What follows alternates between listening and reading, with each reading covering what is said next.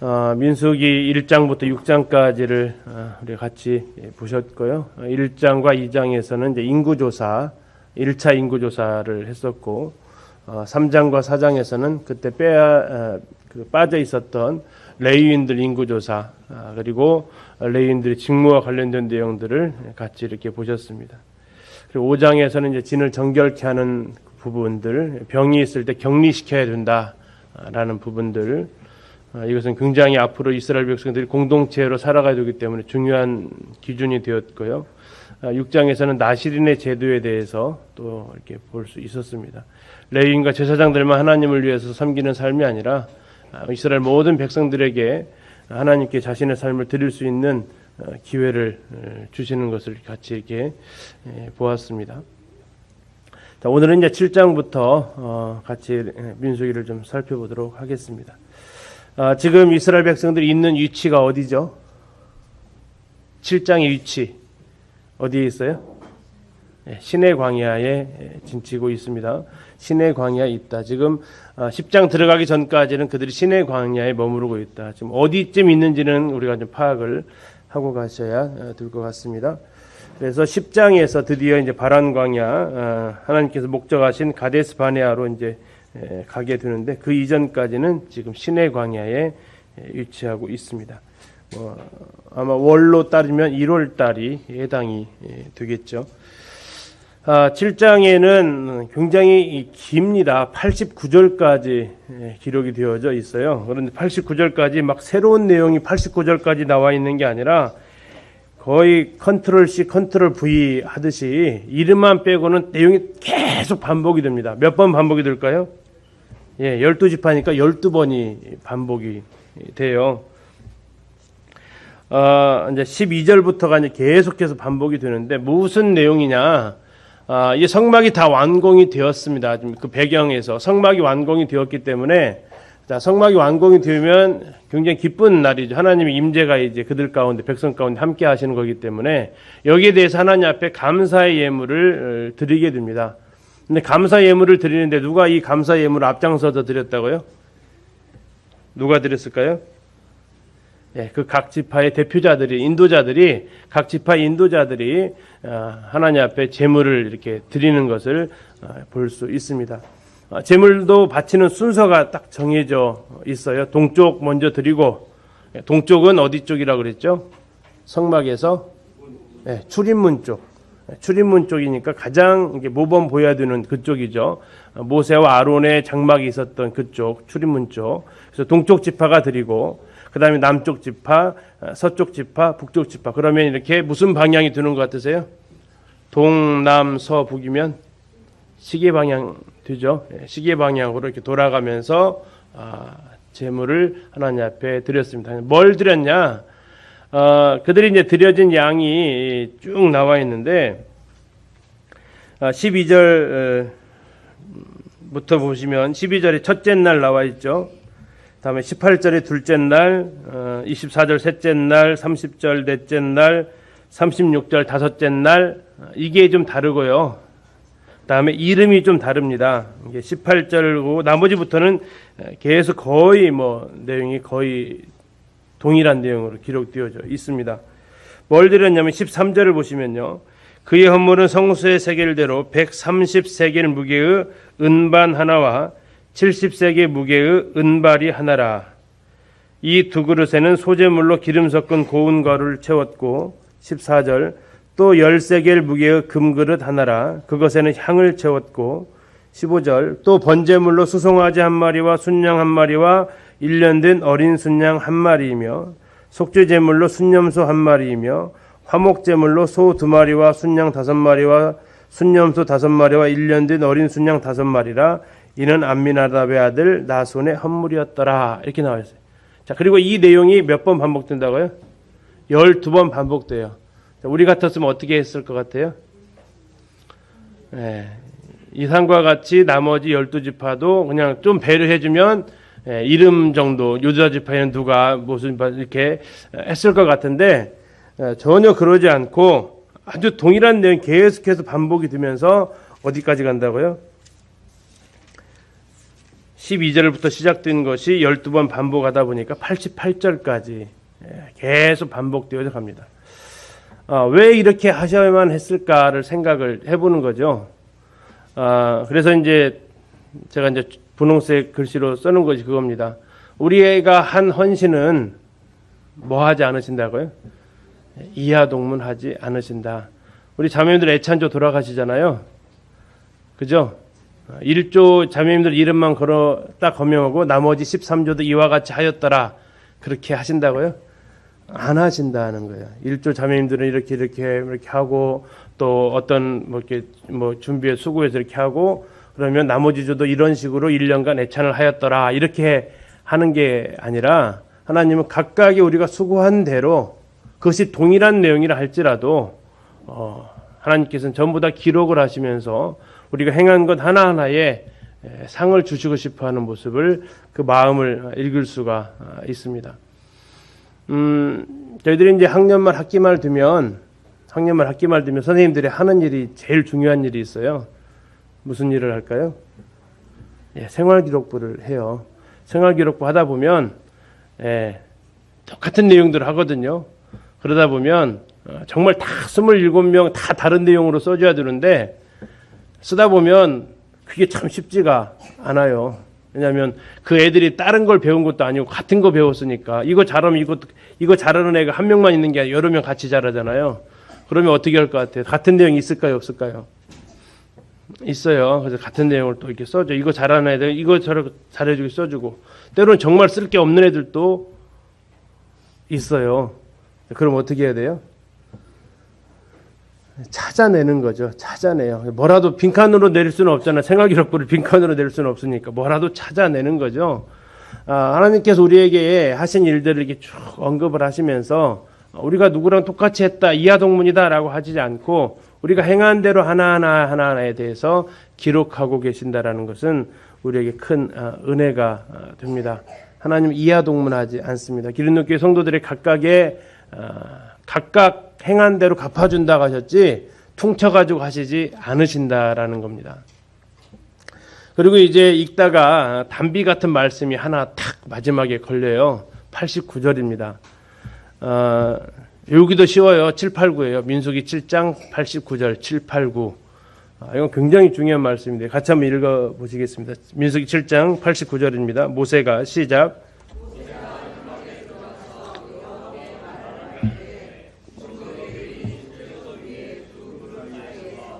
자기에게 말씀하시는 목소리를 들었으니 여호와께서 그에게 말씀하심이었더라. 자, 지성소는 누구만 들어간다고 그랬죠? 1년에 며칠 가요? 하루 가요. 그런데 여기 한 사람이 있어요. 누구예요? 모세예요. 모세는 대속죄일만 들어가나요? 아니요. 그는 프리패스였다고요. 지금 분명히 이 성막이 지어지고 이제는 아마 이때가 되었으면 12일이 지났으면 유임식이 끝났을 상황이에요. 그러면 이제는 아론만 거기에 대속죄일에 들어갈 수 있는 권한이 주어지는데 89절에 보니까 모세가 어디에 들어갔습니까? 회막에 들어갔어요. 근데 여기 회막이 어딘가 여호와께서 말하려 할 때에 증거계 위, 속죄소 위 두 그룹 사이. 그러면 이게 어디예요? 지성소잖아요. 제사장은 들어갈 수 없고 대제사장만 1년에 하루 들어갈 수 있는 곳이 지성소인데 증거계 위, 속죄소 위의 두 그룹 사이에서 무엇을 들었습니까? 자기에게 말씀하시는 목소리를 들었대요. 지금 뭐 하려고 들어갔다고 그랬어요? 들어가려고 했던 목적이 뭐였습니까? 하나님께 말하려고 들어갔어요. 하나님한테 말씀을 드리려고 갔어요. 그럼 누가 들으시라는 얘기였어요? 하나님 들어주십시오라는 거였죠. 어떤 내용인지 모르겠지만. 그런데 그가 들어갔는데 모세보다 더 급했던 분이 계세요. 더 말하고 싶었던 분이. 그게 누구시라고요? 하나님이시라고요. 모세가 하나님한테 할 말이 있어서 회막에 들어갔는데 너 왔냐? 나 기다렸다면서 하나님께서 더 먼저 말씀을 하시더란 얘기예요.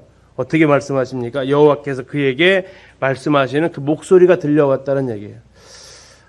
궁금하죠? 하나님의 목소리가 어떨지요? 성우들이 하나님 목소리를 흉내낸다고 하지만 그 증거막에서 들려지는 하나님의 음성이 어땠을까? 어떠한 음성이었을까요? 막 우렁차고 막 그 사람 기를 죽이는 말씀이었을까요? 아니면 은은하고 섬세하고 이렇게 사람 마음을 녹이는 말씀이었을까요? 하나님의 목소리를 들었는데 우리가 하나님한테 말할 게 많잖아요. 그렇죠? 기도하실 때 기도할 게 많잖아요. 근데 하나님께서 뭐 하고 싶으시다고요? 야, 나도 말 좀 하자라는 거예요. 나도 말 좀 하자. 맨날 기도로 와가지고 너만 말하지 말고 누구도 말 좀 하자고요? 나도 말 좀 하자. 너만 하고 싶은 말 많은 게 아니라 나도 하고 싶은 말 많거든. 근데 왜 너는 네 얘기만 하고 다 끝나고 나가버려? 뭐 하자고요? 나도 말 좀 하자라고 하시는 거예요. 모세가 분명히 하나님한테 말씀을 말하려고 들어갔다고 했잖아요. 여호와께 말하려 할 때에 근데 더 하나님께서 먼저 말씀하시는 거예요. 자, 우리가 이 장소가 필요하다는 거죠. 우리도 지성소가 필요하다라는 겁니다. 이 지성소는 아론도 마찬가지지만 모세도 마찬가지고요. 1대1의 장소예요. 누구랑 같이 들어가는 장소가 아닙니다. 하나님과 1대1의 단둘이 만나는 그 장소고요. 우리는 때로 그 자리에 하나님의 말씀, 하나님한테 내가 내 속에 있는 무언가를 말하고 싶어서 들어가려고 하죠. 또 그럴 시간이 필요하고요. 그러나 중요한 것은 나만 하고 싶은 얘기가 있는 게 아니다라는 거죠. 하나님도 무척 말씀하고 싶으시다. 그래서 우리가 그 자리에서 자기에게 말씀하시는 목소리, 다시 말하면 나에게 말씀하시는 목소리를 우리가 들을 수 있기를. 이건 모세에게 주어진 놀라운 특권이었지만 오늘날에게 있어서는 휘장이 찢어진 이후에는 우리들에게도 동일한 특권이 주어졌다라는 거죠. 와, 이 아론이 1년에 한 번 누리는 특권, 모세는 땡 잡았다. 요즘 말로 흔히 뭐 대박이다 이렇게 하는 게 아니라 정말 우리가 그런 대박의 기회가 주어졌다. 근데 가서 대화를 하는 게 아니라 내가 하고 싶은 말만 일방적으로 하고 오면 그 효과가 아주 반감이 될 겁니다. 그래서 우리가 지성소에서 하나님과 말할 수 있는 특권을 우리에게 부여받았잖아요. 그것을 우리가 잘 활용할 수 있으면 좋겠고요. 자, 이렇게 해서 12지파의 각 지도자들이 12일에 걸쳐서 제물을 하나님 앞에 드리게 됩니다. 민수기 8장에 가서는 이제 레위인들이 하나님 앞에 성막에서 섬기는 일로 인해서 그들을 구별하는 정결 예식을 하게 되는데요. 1절부터 4절까지는 등잔대에 있는 그 등잔을 맞은편을 비추도록 불을 비추도록 하라고 하는데 이 등불은 제사장들이 하는 일입니다. 등불과 관련된 일은 제사장들이 하는 일이고 5절부터는 이제 레위인들이 그 일을 돕는 레위인들이 그 일을 하게 됩니다. 그 일을 하기 위해서 먼저 그들에게 정결 예식을 하는데 아마 레위기로 보게 되면 아마 유임식하고 유임식 하기 전에 그런 그들을 정결케 하는 그런 일들과 같이 맞물려 있지 않나 싶습니다. 속주에 물을 뿌리고 전신을 삭도로 밀고 선지를 삭도 밀었다니 몸에 있는 모든 털을 다 밀었다는 얘기죠. 의복을 빨게 하고 그리고 이제 그를 위해서 번제와 소제와 속죄제를 드리고 또 요제는 흔드는 제사라 그랬어요. 위아래로 좌우로 흔들어서 하나님 앞에 드립니다. 그리고 이 요제를 드린 이후에 레위인들이 회막에서 봉사할 수 있게 하셨어요. 자, 지난번에 우리가 레위인들 숫자 계산할 때 그 레위인 한 명은 무슨 한 명과 서로 1대1 대치를 이룬다고 그랬죠? 예. 애굽에서 6월절 날 살아남은 장자, 이스라엘의 장자. 그 6월절 날 살아남은 생명을 건진 그 장자 한 명당 레위인들 한 명하고 1대1로 서로 이렇게 속한다고 이렇게 말씀을 같이 살펴봤어요. 자, 다시 말해서 다시 레위인들에 대해서 정리를 다시 이렇게 해주고 있는데요. 8장 가서 다시 확인 좀 하고 가도록 하겠습니다. 16절을 잠시 보시면요. 8장 16절입니다. 그들은 레위인들입니다. 그들은 이스라엘 자손 중에서 내게 온전히 드린 바 된 자라. 이스라엘 자손 중 모든 초태생 곧 모든 처음 태어난 자 대신 내가 그들을 취하였다. 이스라엘 자손 중에 처음 태어난 것은 사람이든지 짐승이든지 다 내게 속하였음은 내가 애굽 땅에서 모든 처음 난 자를 치던 날에 그들을 내게 구별하였음이라. 그때 원래 죽었어야 되는 사람들인데 하나님께서 그들을 살려주셨기 때문에 그들은 하나님 거라는 거고요. 그들을 1대1로 대치시키기 위해서 그들이 아닌 레위인들을 하나님께서 선택을 하셨고 그 레위인들이 하나님을 섬기게 되는 것은 곧 그들이 장자들이 하나님을 섬기는 것과 동일하게 이제 계산을 하시게 됩니다. 자, 그러면서 그들에게 몇 살부터 일을 하라고 이렇게 명령을 하시냐면 25살부터 24절에 보시면요. 8장 24절 레위인은 이같이 할지니 곧 25세 이상으로는 회막에 들어가서 복무하라 그랬어요. 25세 이상. 자, 이제 여기에서 우리가 좀 약간 헷갈리는 장면이 나오는데요. 4장 3절로 잠깐 가서 확인 한번 해보겠습니다. 4장 3절로 가시면요. 4장 3절입니다. 곧 30세 이상으로 50세까지 회막의 일을 하기 위하여 몇 살부터죠? 30세. 근데 지금 8장에서는 몇 살부터라고 했어요? 25세. 과연 5살 차이는 과연 뭐냐라는 거였습니다. 5살 차이가 뭐냐? 그래서 가장 그냥 그 이해하기 쉽게 한다면 여러 성경학자들이 이렇게 얘기합니다. 25살 때부터는 견습 기간이다. 인턴 기간이다. 그리고 5년간 그 안에서 계속 보조 역할을 하라는 겁니다. 그리고 30세가 되었을 때에 이제 보조가 아니라 부사수가 아니라 사수로서 이제 직접적으로 그 사역을 하도록 하는 겁니다. 그리고 몇 살까지 하라고요? 50세까지 하라는 겁니다. 그럼 51세 되면 뭐 하라는 얘기예요? 이제 회막에 얼씬도 하지 말라는 얘기인가요? 아니에요. 뭐 하라고 했냐면 50세 이상으로는 25절에 이렇게 나와 있습니다. 50세부터는 그 일을 쉬어 봉사하지 아니할 것이나는 얘기는 뭐 뒤에 또 있다는 얘기죠. 그의 형제와 함께 회막에서 뭐 하는 직무라고요? 돕는 직무를 지킬 것이다. 그래서 50세 됐다 완전히 면제되어져 가지고 이제 이 일에 대해서 손 떼라는 게 아니고 그 정도 되었으면 이제 사역의 일선에서 물러서서 뭐 하는 역할을 하라고요? 도와주는 역할. 근데 이게 25세에서 30세까지 하는 역할하고는 견습하고 도와주는 역할은 다르죠. 25에서 30까지는 목적이 뭐예요? 돕는 데 목적이 배우는 것이 목적입니다. 배우는 것의 목적이 25에 30세의 목적이라면 50세 이후에 이것은 배우는 게 아니라 가르쳐주고 도와주는 거죠. 그래서 교회 안에서도 이런 어떤 사역에 그런 견습하는 시간들, 또 주로 사역하는 시간들, 사역을 마치고 다시 뒤에서 조언해주고 해주는 시간들이 서로 이렇게 이어지는 것이 참 아름다운 모습이다라고 생각이 되어졌습니다. 자, 이제 9장에서 그들이 이제 떠날 준비를 하는데 6월절이 등장을 합니다. 이스라엘 백성들이 애굽에서 나올 때 1월 14일 날부터 제정되어진 것이 6월절이었는데 이제 만 1년 됐습니다. 그래서 2년 됐다는 얘기는 이제 출애굽한 지 1년 하고 만 1년 됐다라는 얘기예요. 성막은 1월 1일 날 완공이 되지만 만 1년 되었을 때 출애굽 만 1년은 지금입니다. 6월절 지키는 그때였죠. 그 밤에 그들은 이제 애굽에서 나왔으니까.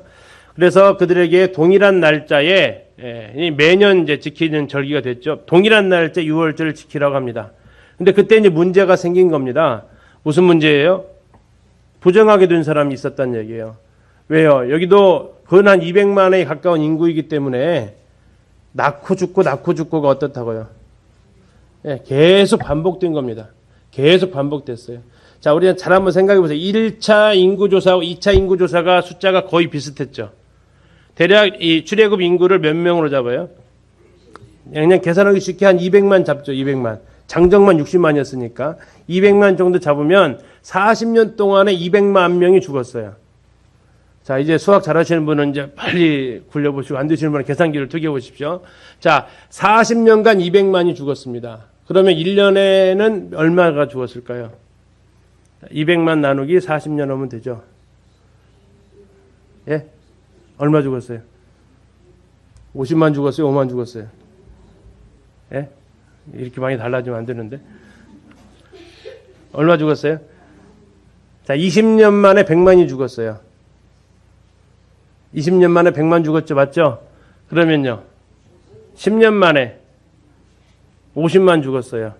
그럼 1년에 5만 명 죽었어요. 1년에 5만 명 죽었다고 생각해 보세요. 자, 1년에 5만 명 죽었으면 1년 계산해 보시죠. 하루 계산해 보시죠. 나누기 365.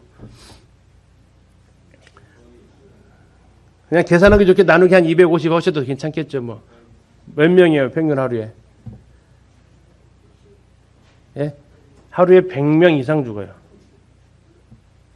365일에 100명 죽으면 36,500명 죽어 1년에. 근데 5만 명 죽는다고요. 1년 평균. 그러면 거의 매일매일 뭐 이것은 출생신고와 사망신고가 계속 일어나는 구조죠. 이때라고 그렇게 특별히 제외되는 시간은 아니었다는 얘기죠. 자, 뭐 장례식을 혼자 치릅니까? 안 되잖아요. 여러 사람이 같이 치르게 됩니다. 자, 이때 6월절 기간에 이런 일로 인해서 장례식으로 인해서 시체를 만졌던 사람들이 생길 수밖에 없죠. 자, 이들이 이제 얼마나 뜻깊은 날이겠습니까? 한번 생각해 보세요. 출애굽해가지고 1년 만에 드디어 다시 출애굽의 감동이 오는 그 시간이었어요. 그 축제에 하나님이 나에게를 구원하신 그 축제에 동참을 못해요. 그럼 어떤 마음이겠어요? 1번 1년 기다리지 뭐. 2번 아니야 어떻게든 해야 돼. 어떤 마음이에요? 예, 그들은 어떻게든 해야 되는 거였어요. 7절 보겠습니다. 9장 7절. 그에게 이르되 우리가 사람의 시체로 말미암아 부정하게 되었거니와 우리를 금지하여 이스라엘 자손과 함께 정한 기일에 여호와께 헌물을 드리지 못하게 하심은 어찌함이니까. 이건 지금 그 민원을 넣고 있는 거죠. 이래서는 안 되지 않습니까? 우리에게도 기회를 주십시오 라고 지금 하소연을 하고 있는 겁니다. 자, 그래서 그들에게 한 번 더 기회를 주는데 한 달 후에 그때 못 지켰던 사람들을 하도록 하자. 자, 이건 이렇게 중요한 예식이었기 때문에 앞으로 6월절을 지키지 아니하는 자는 백성 중에서 어떻게 된다고요? 끊어지리라. 근데 이제 우리가 다음 차 아마 네 번째 책에 나올 것 같은데 이스라엘의 역사를 쭉 보면 이스라엘의 이 열왕의 목록이 쭉 나와요. 그 중에서 6월절을 지켰다라고 하는 왕 혹시 기억나는 왕이 있어요? 예. 누구 있어요? 예, 그죠? 그러면 히스기야, 요시야 이런 정도 왕이 있을까? 그럼 그 앞에는요? 그럼 뭐 했단 얘기예요? 예, 거의 뭐 이제 그들에게 있어서 존재감이 없었다라는 절기가 되는 거죠. 그럼 6월절 안 지키면 어떻게 된다면 백성 중에서 끊어지리라겠는데 단체로 지금 탈락 위기에 그 이거 매년 해야 되거든요. 그 상황을 알 수가 있죠. 그리고 이것은 이스라엘 백성뿐만 아니라 함께 사는 모든 사람이 동일한 규례가 된다라고 합니다. 6월 규례를 다시 한번 얘기하십니다. 그리고 이제 2월 14일 6월절을 지켰겠죠. 그리고 나서 이제 그들은 본격적으로 떠날 준비를 하게 됩니다. 그 사이에 이제 2월 1일 날 인구 조사를 했겠고요. 그 시간 간격이 있다 다시 한번 정리를 하겠습니다. 자, 그들이 이제 가는데 약속이 있어요. 출발하고 나서 약속 정하면은 안 되죠. 가기 전에 약속을 정하는 겁니다. 출발 전에. 자, 약속인데 출발과 멈춤이죠. 자동차에서 이제 엑셀과 브레이크가 있는 것처럼 자, 광야 행진하는데 규칙이 있다. 자, 언제 출발한다고요? 네, 구름이 가면 간다. 불기둥이 가면 간다. 언제 선다고요? 네, 구름 기둥과 불기둥이 멈추면 멈춘다. 아주 간단한 규칙이에요. 예, 뭐 하지 말라는 거예요? 앞서가지 말아라. 또 뭐 하지 말라는 거예요? 미리 쉬지 마라. 예, 뒤처지도 말고 미리 앞에서 나가지도 말고 항상 하나님께서 움직이시는 거 보고 따라가라. 이게 제일 중요한 규칙이다라는 거예요. 자, 그러면 그것을 보기가 딱 하나님이 움직이시는 것이 눈에 잘 띄어야겠죠. 그럼 낮에는 불이 잘 띄어요? 구름이 잘 띄어요? 눈에요? 그죠? 구름이 눈에 잘 띄어요. 저녁에는요? 구름 헤어서는 안 보이잖아요. 불이 있어야 보일 거예요. 그래서 하나님께서 낮에는 구름 기둥으로 인도하시고 밤에는 구름 기둥 사이에다가 불 기둥을 넣어 놓으셔요. 이건 초자연적인 현상이죠. 불이 있으면 그 가운데 구름은 어떻게 되죠? 싹 사라져야 되는 것이 맞잖아요. 그런데 하나님 구름 기둥 가운데 불 기둥이 임재하게 하셔서 그들이 잘 볼 수 있게 하셨어요. 그리고 이제 하나님께서 이 구름이 갈 때 가고 머물 때 머무는 이 규칙을 하시는데 9장 22절부터 보시면요.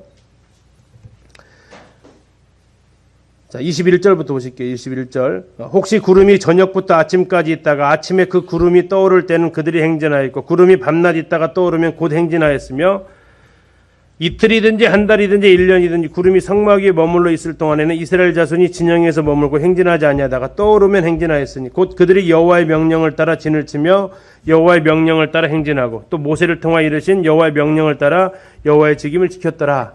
자, 하루 만에 움직여도 어떻게 해야 된다고요? 가야 될 거예요. 1년을 안 움직이면요.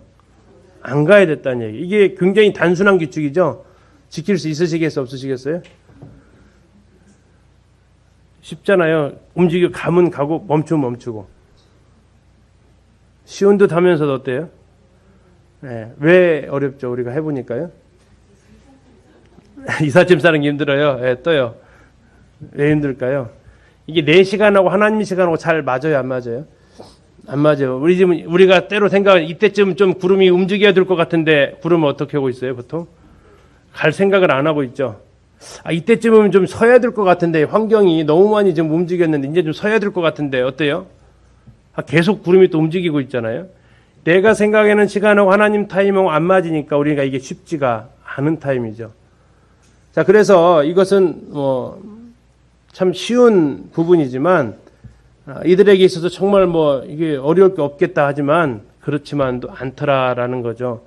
근데 이제 여기서 시편 105편 39절을 좀 찾아보려고 하는 이유는 전에 이제 1차 때 2013년도로 아마 기억하는데 그때 했던 거랑 좀 차이가 있어서 말씀을 드리려고 합니다.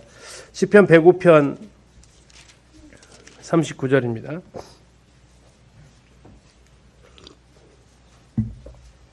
시편 105편 39절 같이 한번 읽으시겠습니다. 시작.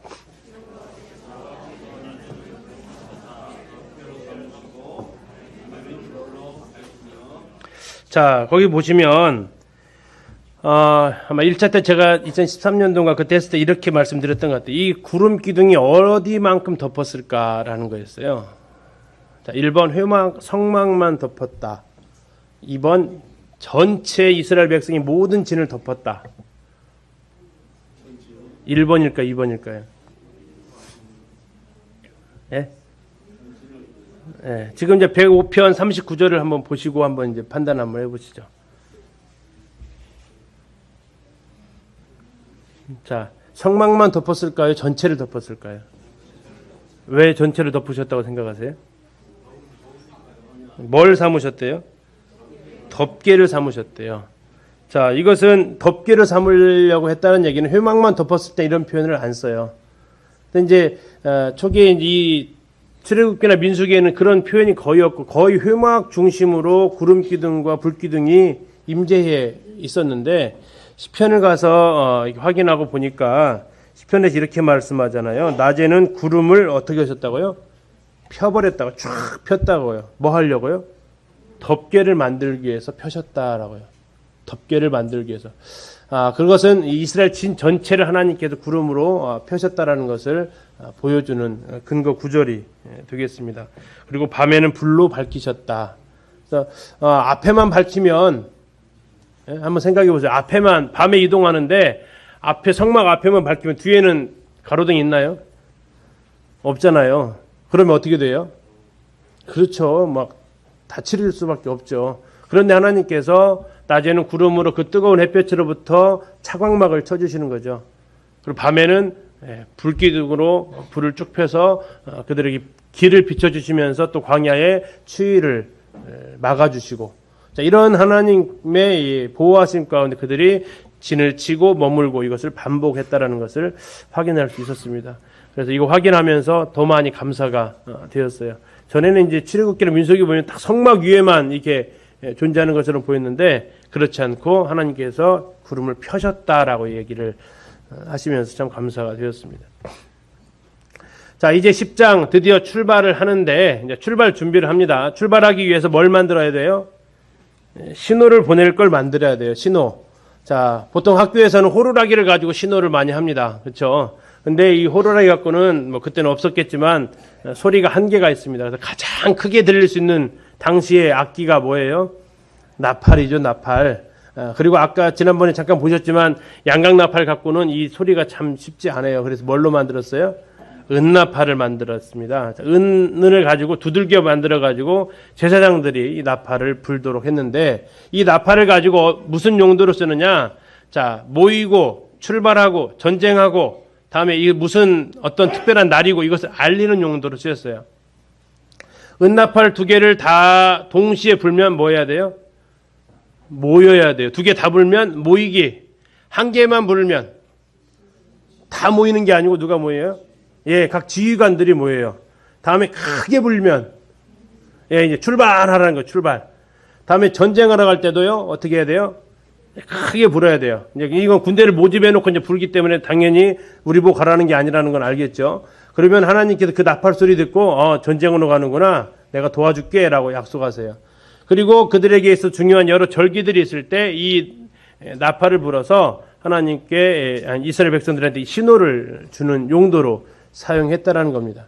이 나팔을 통해서 하나님께서 이 제사장들이 이 일을 감당하게 하시는 모습을 보고 이제 약속이 신호가 정해진 거예요. 하나님께서 움직이십니다. 자, 하나님이 이를 잘 생각하셔야 돼요. 자, 구름 기둥이 출발했어요. 근데 제사장이 나팔을 안 불었어요. 어떻게 될까요?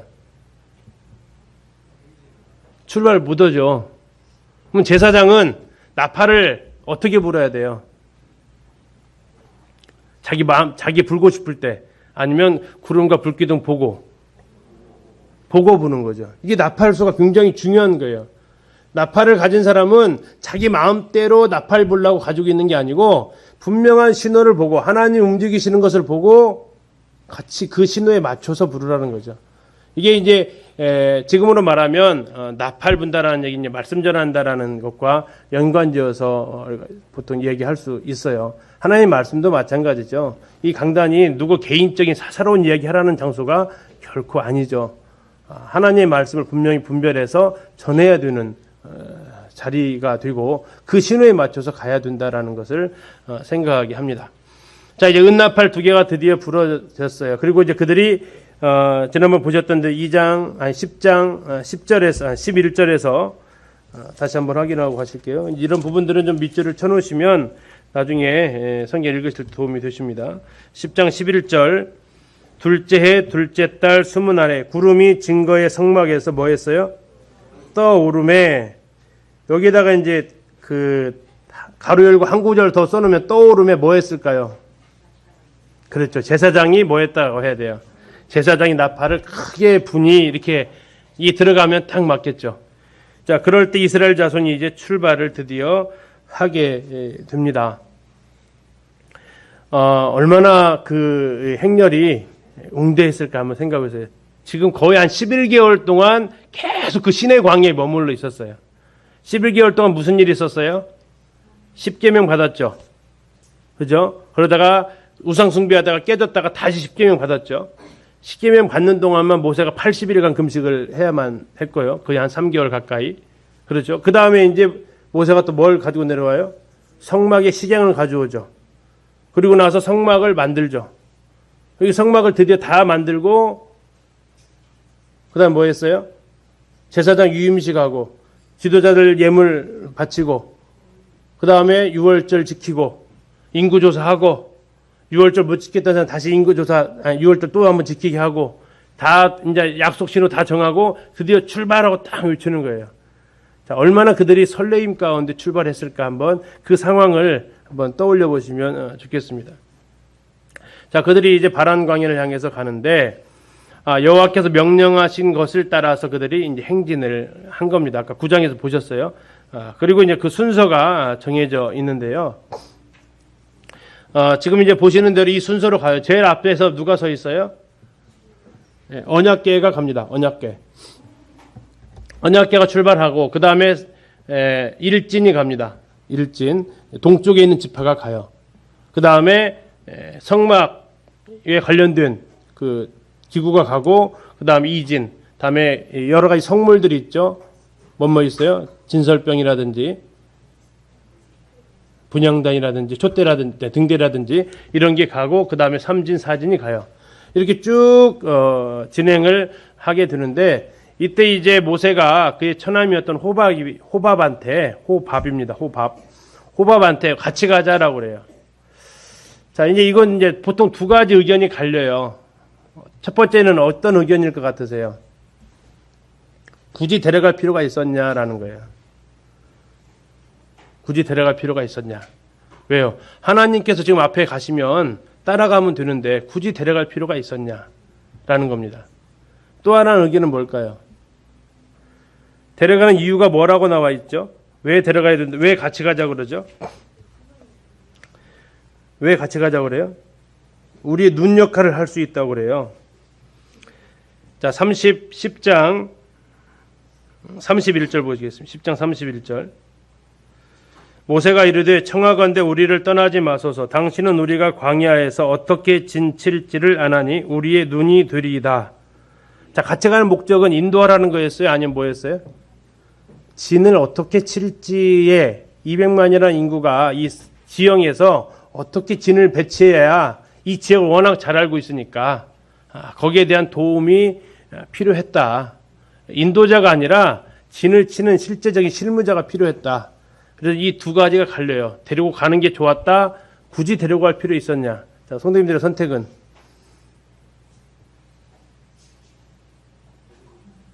데리고 가신다. 한 분. 나머지는요.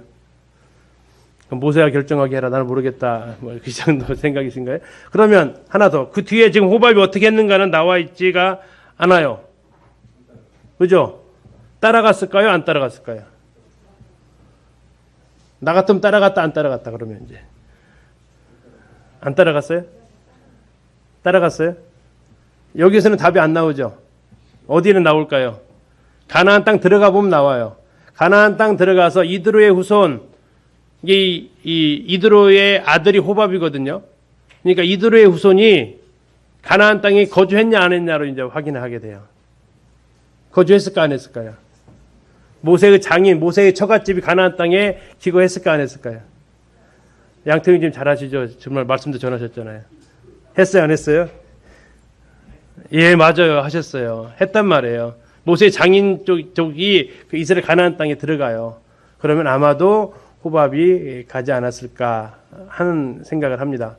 예, 호밥이 가서 살았다라는 게 아니라 그의 가족들이 물론 나중에 들어올 수도 있겠지만 어쨌든 이렇게 해서 이제 호밥이 동행을 요청을 하게 되고요. 증거계가 항상 앞에서 인도하게 됩니다. 증거계가 앞에서 인도했다는 얘기는 하나님의 임재가 항상 앞에 인도해야 된다라는 한 가지 의미. 또 다른 걸로 한다면 하나님의 증거계 안에는 뭐가 있어요?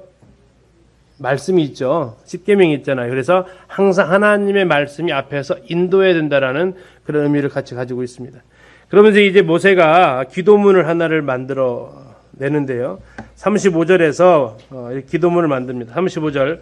괴가 떠날 때에는 모세가 말하되 여호와여 일어나사 주의 대적들을 흩으시고 주를 미워하는 자가 주 앞에서 도망하게 하소서 하였고 괴가 쉴 때에는 말하되 여호와여 이스라엘 종족들에게 돌아오소서 하였더라.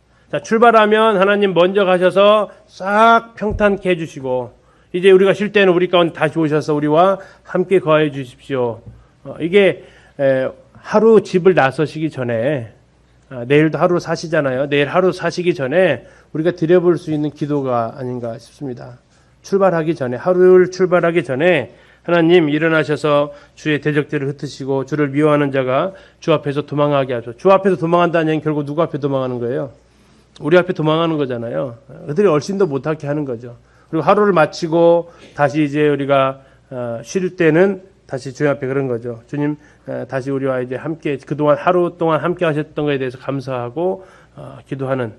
그래서 9장에서 계속 나오지만 하나님보다 앞서서 가거나 또 하나님이 아직 안 쉬었는데 미리 주저앉거나 하는 것은 우리가 아까 보셨잖아요. 광야에서 그 뜨거운 태양볕에 구름으로 펴져가지고 그늘 만들어 주셨는데 내가 먼저 나가거나 하나님이 안 섰는데 가버리면 우리는 때약볕에 있게 되고요. 하나님께서 불기둥을 해주셨는데 안 가게 되면 우리는 흑암 가운데 거할 수밖에 없습니다. 그래서 항상 하나님 말씀과 동행하는 그런 시간 우리가 살기를 소원하게 됩니다. 그 출애굽 이후에 모압 평지까지 여정 이렇게 다시 정리를 좀 하면요.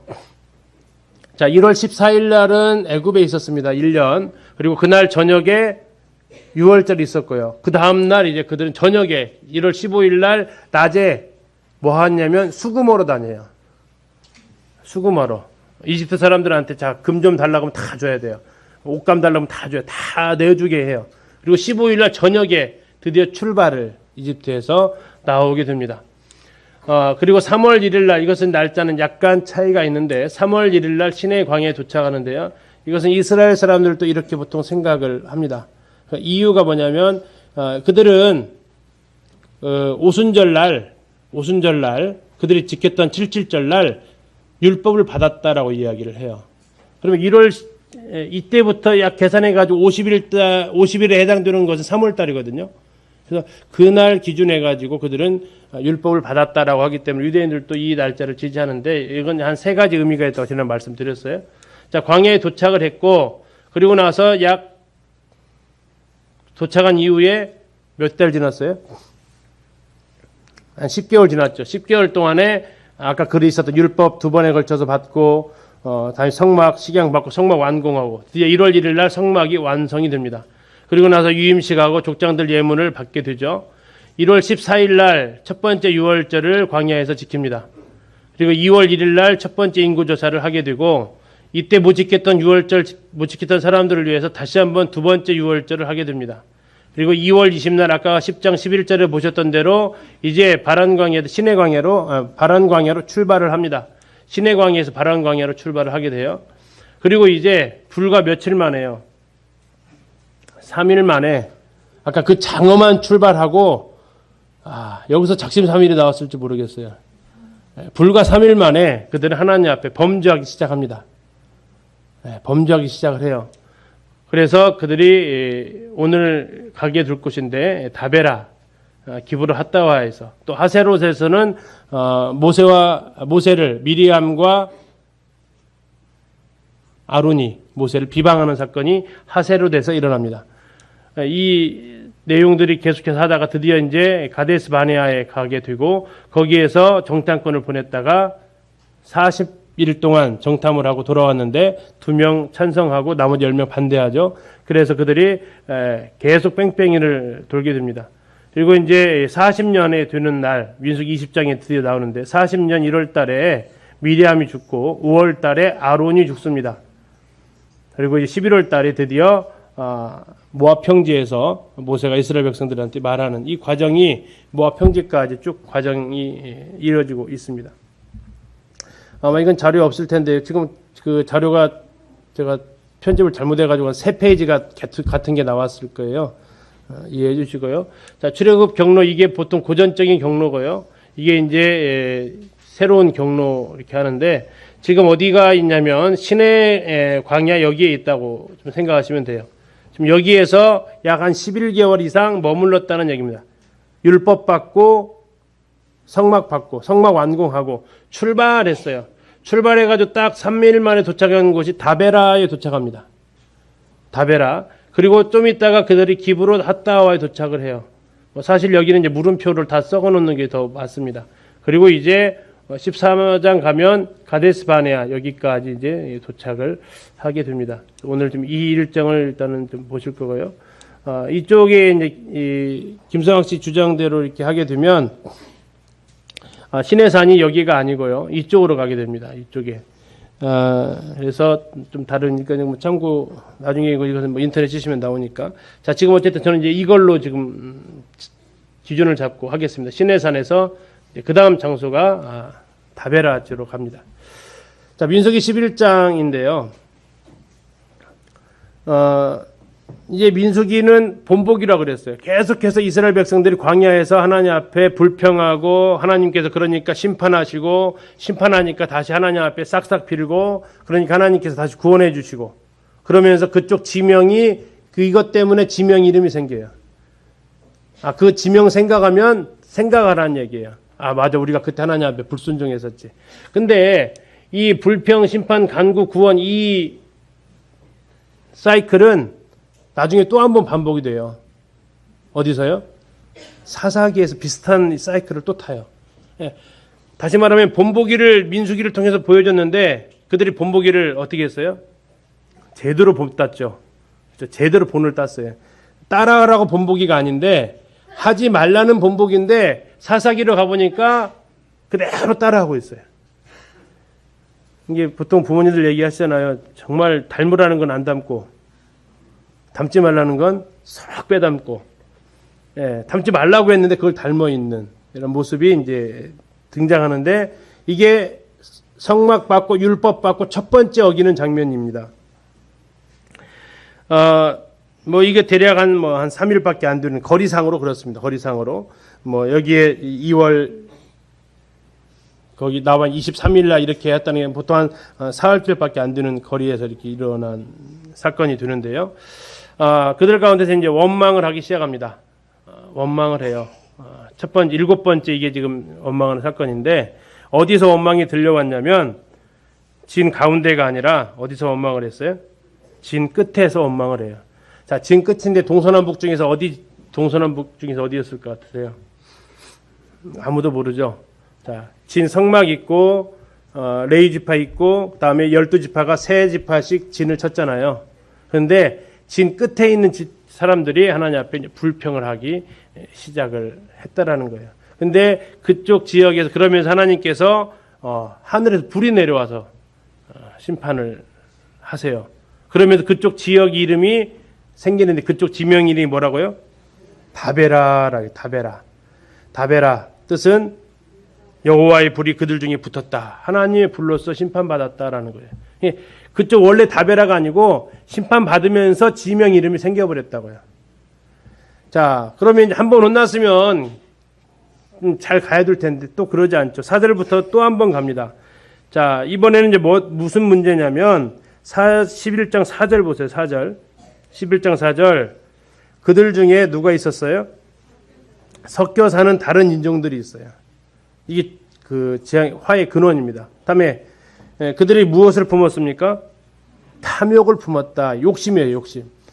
자, 그러면서 그들이 이제 외치는 것은 뭐냐면 4절에 보니까 울면서 말합니다. 누가 우리에게 고기를 주어 먹게 하랴. 누가 우리에게 고기를 주어 먹게 하랴. 자, 이들 고기 먹은 적 있어요, 없어요?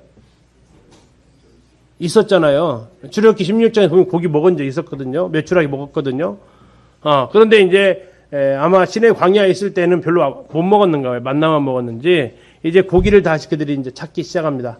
아마도 계속 광야를 행진하다 보니까 흔히 말하는 당 떨어진 것 같아요. 그러다 보니까 이제 찾는 거죠. 뭘?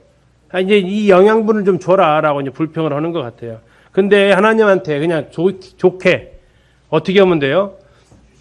하나님, 당 떨어졌어요. 고기 좀 주세요. 이러면은 오죽 좋겠습니까? 근데 지금 뭐라고 말하고 있어요? 누가 우리에게 고기를 주어 먹게 하랴. 이건 뭐예요? 원망이죠. 아무도 우리 고기 줄 사람도 없다. 하나님을 향해서 이제 원망을 하게 됩니다. 그러면서 이제 4장 35절 쭉 나오는데 모세가 이제 죽겠다라고 이제 얘기해요. 지금 얼마 되지도 않았는데 15절 보시겠습니다. 15절에 뭐라고 하냐면 주께서 내게 이같이 행하실진대 구하옵나니 내게 은혜를 베푸사 즉시 나를 죽여 고난당함을 내가 보지 않게 하옵소서. 뭐 해달라는 얘기예요? 차라리 죽여주십시오라고 하는 거예요.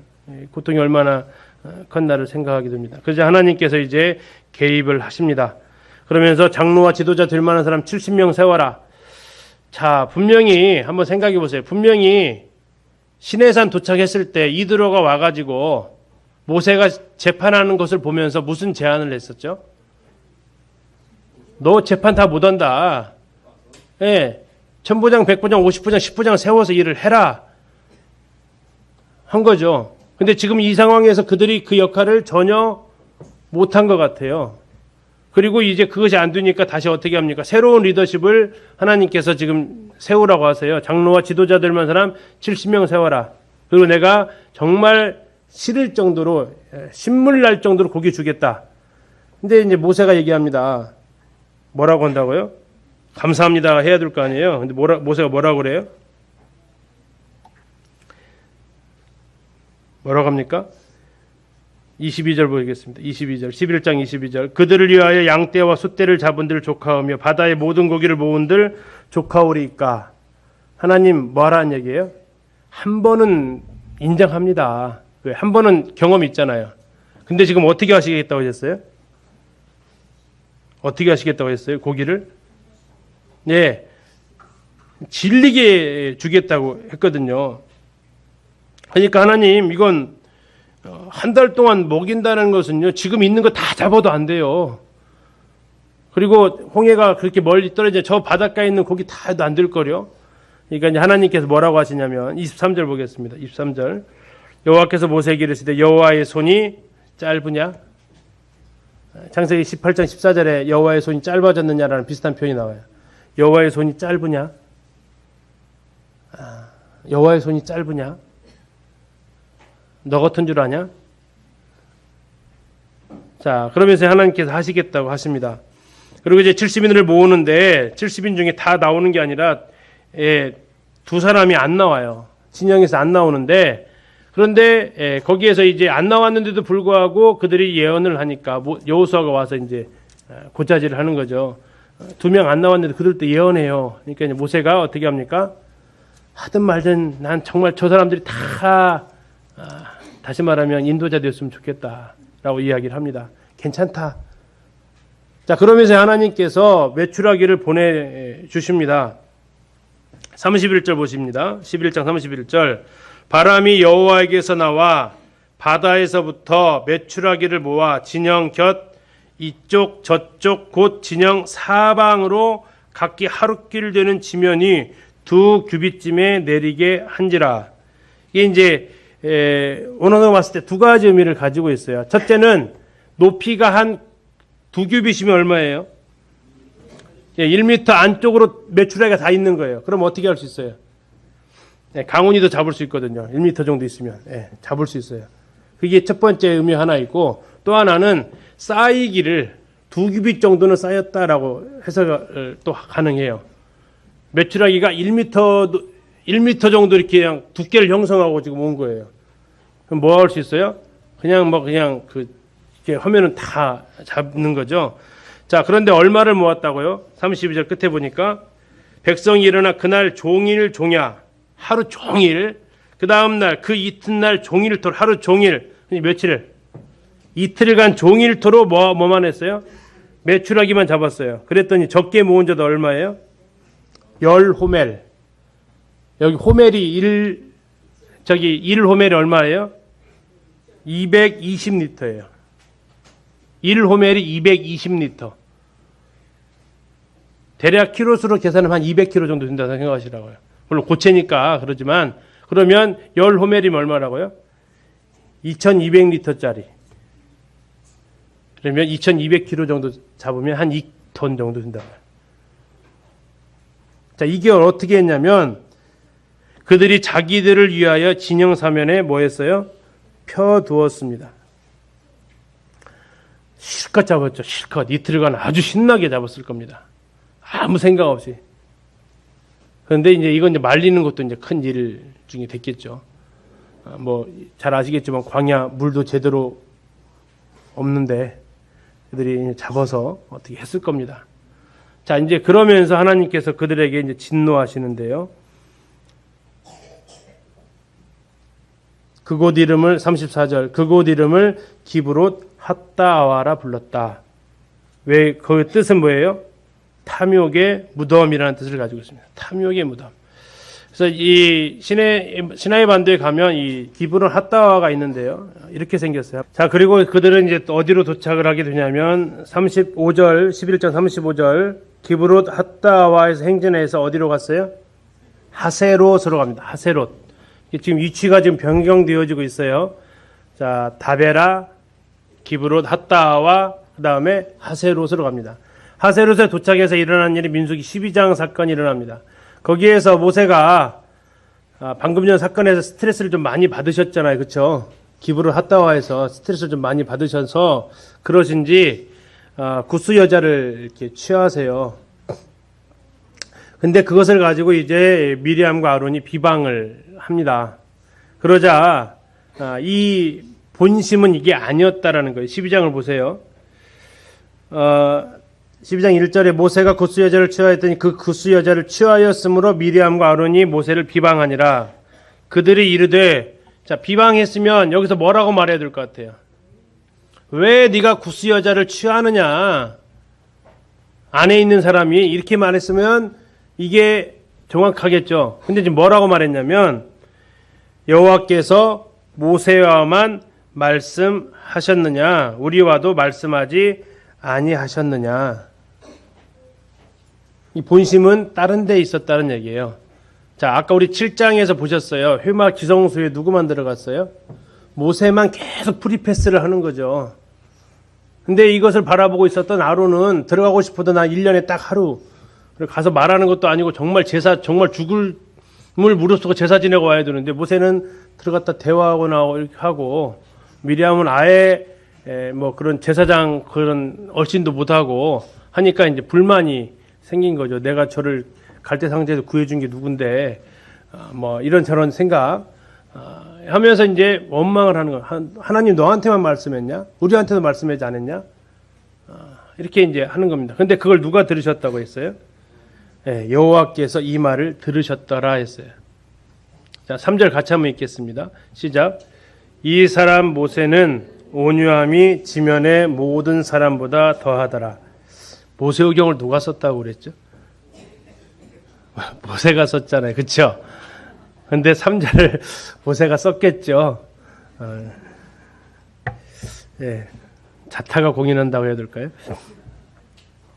아마 하나님께서 이렇게 말씀하셨는지도 몰라요. 이 상황에서. 어쨌든 그렇게 하면서 이제 불러오라고 합니다.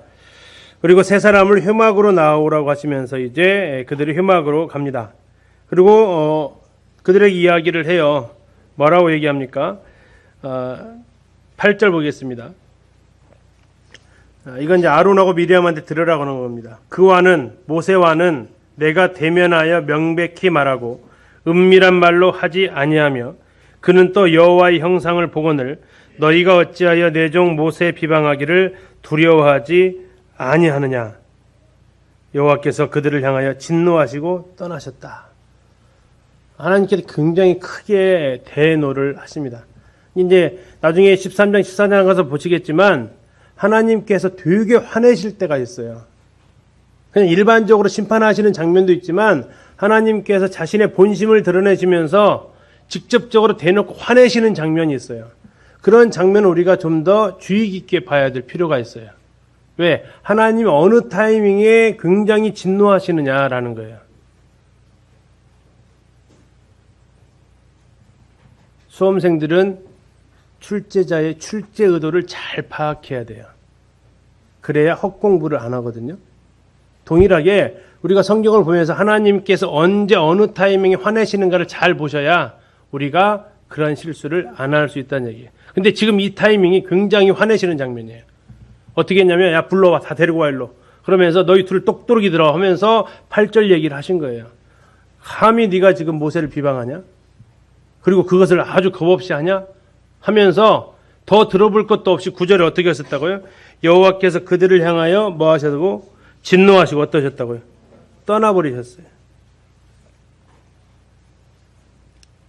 굉장히 하나님께서 진노하시는 거예요. 하나님의 일꾼에 대해서 비방하고 하는 것에 대해서 하나님께서 참아 볼 수 없다는 얘기. 왜 그럴까요? 이건 곧 누구를 향한 비방이 된다는 얘기예요? 예, 그를 부른 사람을 그를 부르신 분을 향한 비방이 된다라는 거죠. 이게 이제 흔히 많은 교계에서는 이걸 가지고 그 흔히 말하는 그 담임 목사들의 막 권위를 세우고 하는 용도로 쓰여서 잘못된 것이지만 이거 자체가 우리는 또 그렇다고 무시해서 할 일도 아니라는 거죠. 이것을 가리켜서 자주 말씀드린 위임받은 권위라는 겁니다. 위임받은 권위. 우리는 뭐 최근에 일어난 대한민국에서 그 장관 인사와 관련되어져서 대통령이 그것을 어떻게 받아들이는지 자기에게 대한 것으로 인식하는 이런 모습들을 보실 수 있으셨을 거예요. 하나님께서 모세에게 비방한 것을 가지고 하나님께서 진노하시는 거죠. 이것은 위임받은 사람의 비방은 그에게 위임해준 나에 대한 거역이다라는 측면으로 말씀을 하십니다. 자, 그렇게 되니까 이제 아론과 미리암이 그때 표정이 어땠을까 한번 생각해 보세요. 성경을 읽으실 때 그냥 평면적으로 읽지 마시고 이제 아론과 미리암에게 카메라를 들이댔다. 하나님께서 막 진노하시고 그냥 우리식으로 쉽게 하면 문 확 닫고 나가버리신 상황. 그럴 때 그 어떤 느낌이 두 사람에게 찾아올까요? 해요. 정말 많이 놀랐을 거예요. 이 정도로 우리가 잘못 온 거야, 이게. 그러면서 이제 어떤 일이 벌어지냐면 10절에 보니까 미리암이 나병에 걸립니다. 아론은 나병이 안 걸렸어요. 미리암이 걸렸어요. 그러니까 이 출발점이 누구라는 것을 우리가 여기서 추측할 수 있어요. 누나거든요. 아론보다 누나거든요, 미리암이. 이제 이 미리암에게서 이 미리암이 아론을 아마 충동했을 거예요. 아론은 성격상 먼저 못해요. 출애굽기 32장에서 보셨잖아요. 금송아지 만들 때도 자기가 막 앞서서 하던가요? 안 해요. 옆에서 자꾸 찔르면 그냥 하는 사람이 이 아론인데, 이때 이제 아론은 얼마나 두려웠을 거예요. 누나가 지금 당장 즉시로 나병에 걸리니까. 그러니까 이제 모세한테 빕니다. 모세한테 빌면서 뭐라고 그래요? 11절 보세요. 아론이 이에 모세에게 이르되 슬프도다 내 주여. 모세를 가리켜 뭐라 했어요? 주여라고 했어요. 하나님 아닙니다. 모세에게 한 얘기예요. 내 주여, 우리가 어리석은 일을 하였으니 어리석은 일을 하여 죄를 지었으나 청하건대 그 벌을 우리에게 돌리지 마소서. 자, 그러니까 이제 모세가 형과 누나의 이 애절한 모습을 보면서 13절 모세가 여호와께 부르짖어 이르되 하나님이 원하건대 그를 고쳐 주옵소서.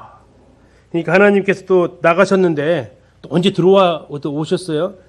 14절 여호와께서 모세에게 이르시되 하면서 들어오셨어요. 또 그러면서 알았어. 대신 일주일간 병 걸렸으니까 일주일간 격리시켜라.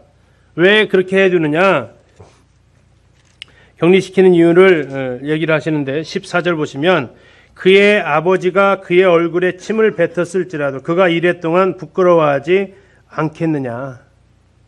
자, 아버지가 너한테 침 뱉으면 부끄럽지 않겠느냐. 하나님께서 너에게 지금 진노하셨는데 네가 지금 부끄러워하는 시간이 필요하다라는 얘기예요. 그래서 진영 바깥으로 일주일간 격리시킵니다. 그리고 이제 일주일 후에 다시 회복이 되어졌겠죠. 자, 일주일간 만약에 여기서 그냥 이 사건이 무마됐으면 백성들한테 알려졌을까요? 조용히 끝났겠죠. 근데 진영에서 나가면요, 이제 알려지는 거죠. 백성들한테 오늘 야 미디엄 왜 나간대? 모세한테 대항했다가 나병 걸려서 나갔대. 알려지는 거죠. 인도자들의 책임 하나님께 더 물으시는 부분 같아요. 자, 이 영상 보시고 잠깐 쉬었다가 하겠습니다. 하세롯입니다. 예, 저런 사막 같은 곳에 저런 오아시스가 있고 왜 저기 저 정도 규모 가지고 200만이 어떻게 살아? 지금 이 시간 한 3,000년 이상이 흐른 시간이기 때문에 어떻게 지형이 이제 물이 됐는지는 뭐 우리가 생각해 볼 수 있겠죠. 아무튼 하세롯에서 모세를 미리암과 아론이 비방했던 사건이 있었다라고까지 보셨고요. 13장은 10분 쉬었다가 하도록 하겠습니다.